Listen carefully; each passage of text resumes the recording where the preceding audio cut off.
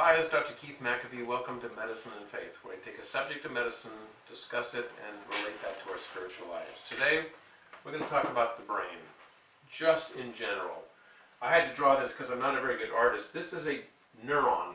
It could be a neuron anywhere, but let's consider it a brain neuron. When I grew up, I was told when you're a child from baby up to adulthood, your brain is constantly developing. And then once you get to be an adult, the brain you got is the brain you got. That's pretty much where you are. Turns out that's completely false, totally wrong. Your brain never stops developing. A 5-year-old child, you have more brain cells before you're born than you do as an adult. A 5-year-old child their brain is 90% approximately the size of an adult brain. The development between a 5-year-old and an adult is not a matter of difference, it's a matter of degree. You get continuous brain neurons that aren't being utilized, they disappear. It's called pruning. Brain cells that are being used, they grow, but they don't grow in number. You don't get necessarily more of them. They grow in connections. These are called dendrites. Here's the neuron, here's the nucleus, and here's the we call it the axon. And here are the connections on the other side. And these connections from another nerve come and touch here, from this nerve cell. And they touch over here from this nerve cell. And they all touch each other in different ways. Some touch here, some touch here. They all touch in different ways.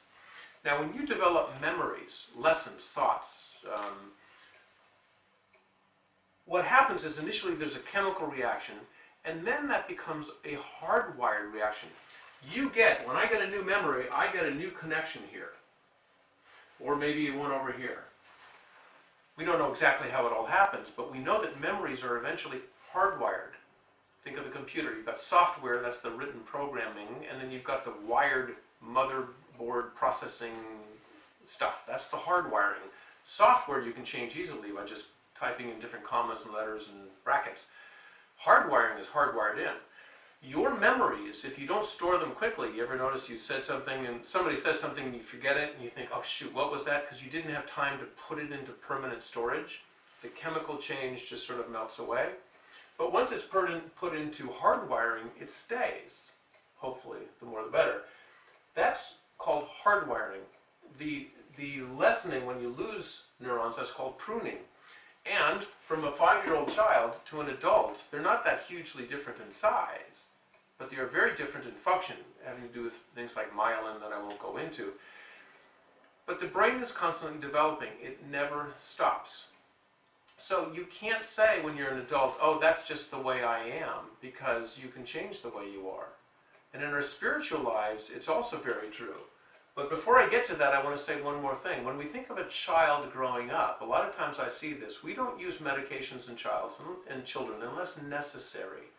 But oftentimes a reaction by parents, understandable, because I had the same reaction before I became a physician, was, I don't want to give my child these medicines. What if they do some damage to their brain? The problem is a child's experiences get hardwired into their brain so that when they're an adult, even if their life experiences change, their perspectives oftentimes have a hard time changing. A child who grows up with real discouragement, they can't achieve well, they're picked on, they feel depressed all the time, they have these difficulties. When they get to an adult, even if they become very, very successful, a lot of times, and some of you may notice this about yourselves, no matter how successful and good things are, you just always feel like you're inadequate, you're not good, you're just bad, you have bad self-perspective, bad self-image, even when all the data points otherwise. Why? A lot of times it's because those experiences you bathed in as you were growing up have become hardwired into your brain. Another example I've seen actually in my patients is kids when they grow up and they hate vegetables, when they get to be an adult and they say, I want to like them, I try to force myself to like them, but I just can't seem to like them because their dislike of green vegetables is hardwired into the brain and they have a hard time getting rid of that. Now, that hardwiring can be rewired. Yes, it can. Your brain is always developing, but it takes a long, long time, decades perhaps, to really rewire that so that those bad childhood experiences you grew up with or whatever things you don't like, that are hardwired in, to get rid of those can take decades. It can happen, but it's an awfully long time to do that. So a lot of times, medicines that can be helpful in children can actually help them to achieve and be happier and actually feel good about themselves, so that they can repair those bad experiences before they become permanently hardwired. And then they kind of, when they get through that difficult period, off go the medicines and they live a happy life with a good self-image and self-perspective. So I don't automatically give children medicines, but I don't automatically hide it from them either. Now, what about in our spiritual lives? We oftentimes feel like, I'm an adult, I've been a Christian for a long time, this is just the way I am. I'm spiritually fixed. But in reality, just like your brain, you are never ever spiritually fixed. You always are developing in one way or another. I like to say, you're always getting more holy or less holy. You're always going forward or backward. You're never sitting still in your spiritual life. We're always going one way or another. Think of the thief on the cross. At the very end of his life he turned, boom, he's with Jesus in paradise.